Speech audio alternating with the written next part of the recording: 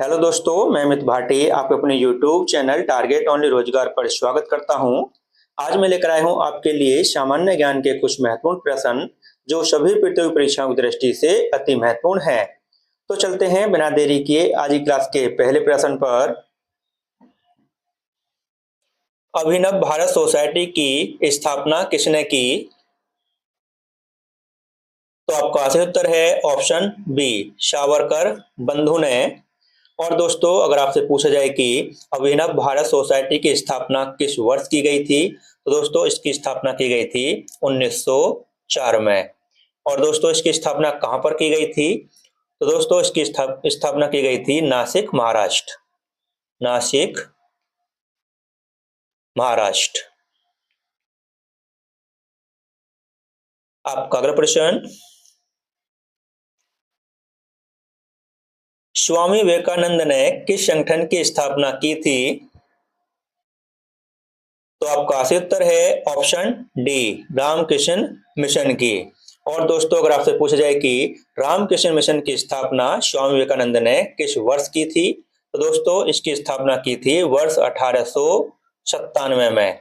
और दोस्तों इसकी स्थापना कहां पर की गई थी? दोस्तों इसकी स्थापना की गई थी कोलकाता में।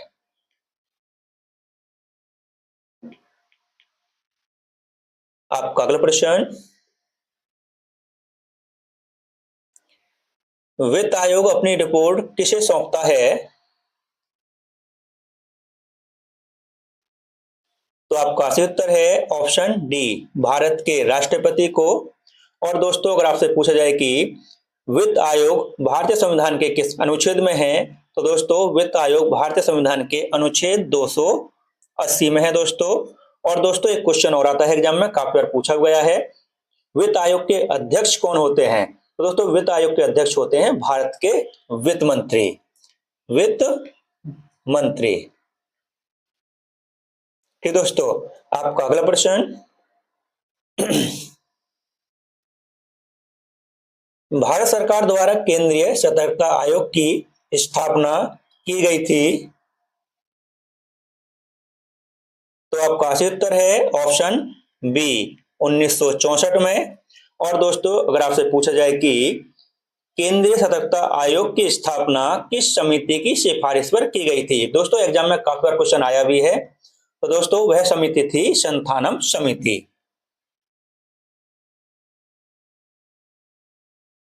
संथानम समिति। आपका अगला प्रश्न, यूनानी मेगास्थनीज किस राजा के दरबार में राजदूत था?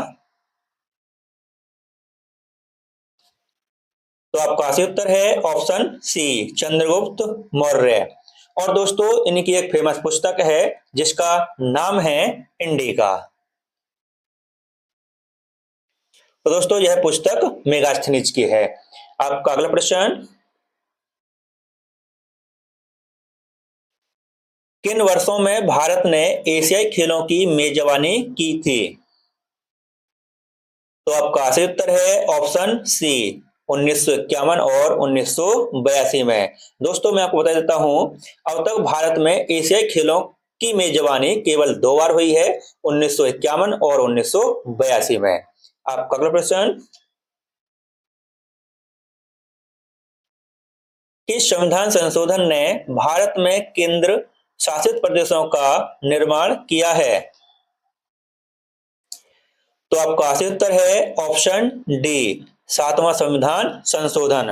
और दोस्तों 7वां संविधान संशोधन किस वर्ष हुआ था? तो दोस्तों यह हुआ था वर्ष 1956 में। आपका अगला प्रश्न, कौन सी भूकंपीय तरंगें अधिक विनाशकारी हैं?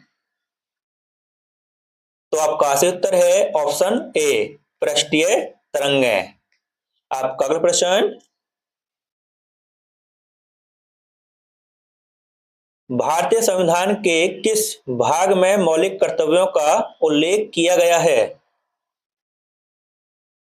तो आपका सही उत्तर है ऑप्शन बी, भाग 4 ए में। और दोस्तों एक क्वेश्चन और आता है एग्जाम में, काफी बार पूछा गया है, भारतीय संविधान में मौलिक कर्तव्य किस अनुच्छेद में है? तो दोस्तों वह है अनुच्छेद 51A में। ठीक दोस्तों, आपका अगला प्रश्न, कौन सा भारत का सबसे पुराना परमाणु संयंत्र है? तो आपका सही उत्तर है ऑप्शन डी, तारापुर। और दोस्तों अगर आपसे पूछा जाए कि तारापुर का जो निर्माण शुरू हुआ था परमाणु संयंत्र का, वह किस वर्ष हुआ था?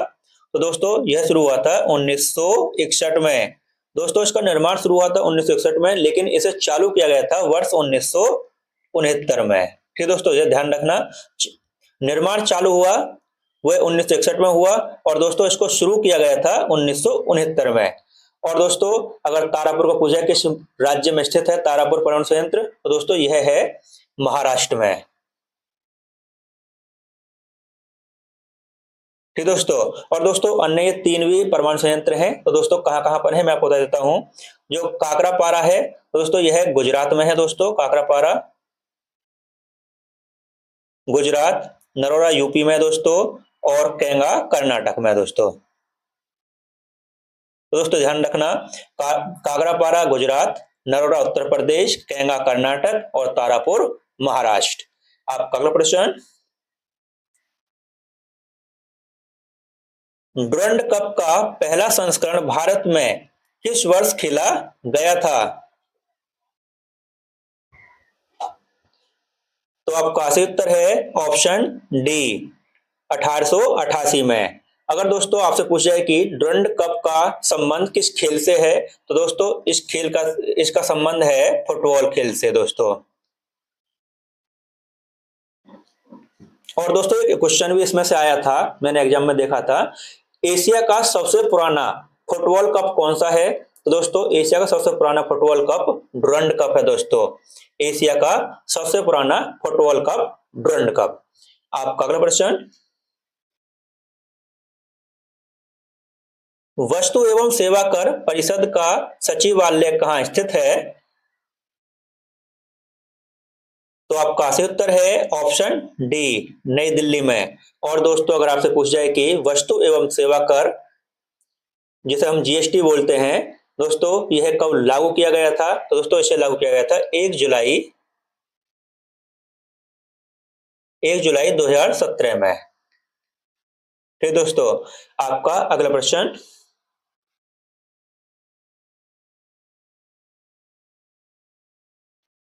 भारत में गणतंत्र दिवस की परेड की अध्यक्षता कौन करता है?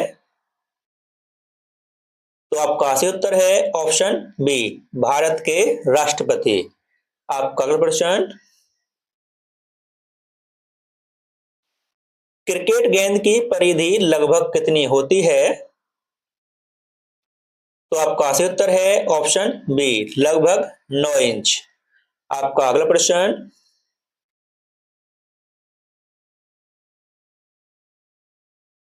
कौन सी नदी धुआंधार जलप्रपात बनाती है?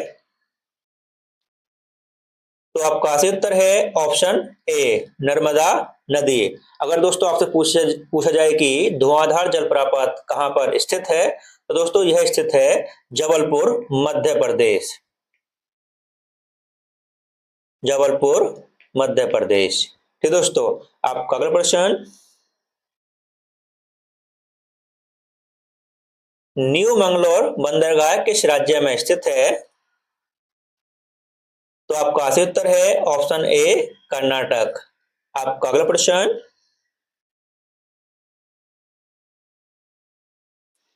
शंकरदेव ने किस धर्म के प्रचार के लिए असम में सत्रिया नृत्य की शुरुआत की थी? तो आपका सही उत्तर है ऑप्शन बी, वैष्णव धर्म के लिए। और दोस्तों अगर आपसे पूछा जाए कि भारत का नवीनतम या 8वां शास्त्रीय नृत्य कौन सा है, तो दोस्तों वह है, दोस्तों एक बार मैं आपको फिर से बोलता हूं, भारत का नवीनतम या 8वां शास्त्रीय नृत्य, तो दोस्तों वह है सत्रिया नृत्य। क्षत्रिय नृत्य। आपका अगला प्रश्न, स्वतंत्रता के बाद भारत की पहली जनगणना किस वर्ष आयोजित की गई थी? तो आपका सही उत्तर है ऑप्शन सी 1951 में। और दोस्तों एक क्वेश्चन एग्जाम में काफी बार पूछा गया है और एग्जाम में आता भी है, जनगणना किस सूची का विषय है? दोस्तों एक बार फिर से बोलता हूं, जनगणना किस सूची का विषय है? तो दोस्तों यह है संघ सूची का विषय। दोस्तों संघ सूची का विषय।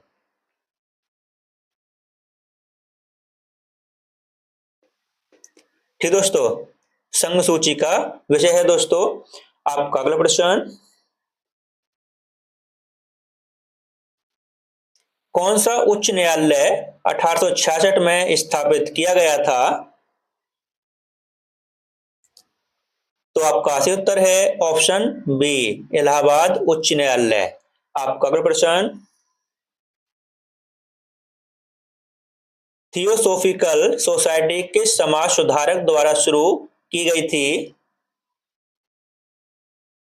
तो आपका सही उत्तर है ऑप्शन सी एनी बेसेंट द्वारा। और दोस्तों एक क्वेश्चन एग्जाम में काफी बार आता भी है, आया भी है, और दोस्तों यहां से पूछा भी गया है, थियोसॉफिकल सोसाइटी का मुख्यालय कहां पर स्थित है? तो दोस्तों थियोसॉफिकल सोसाइटी का मुख्यालय अड्यार मद्रास में स्थित है। दोस्तों अड्यार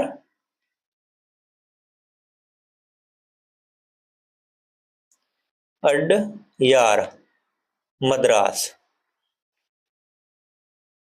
ठीक है दोस्तों, आपका अगला प्रश्न, भारत के संविधान के अनुच्छेद 21A के तहत बच्चों को मुफ्त और अनिवार्य शिक्षा प्रदान करने की आयु क्या है? तो आपका सही उत्तर है ऑप्शन डी 6 से 14 वर्ष। आपका अगला प्रश्न, किस चोल राजा ने गंगा घाटी क्षेत्र पर आक्रमण किया? तो आपका सही उत्तर है ऑप्शन डी उत्तम चोल ने। आपका अगला प्रश्न,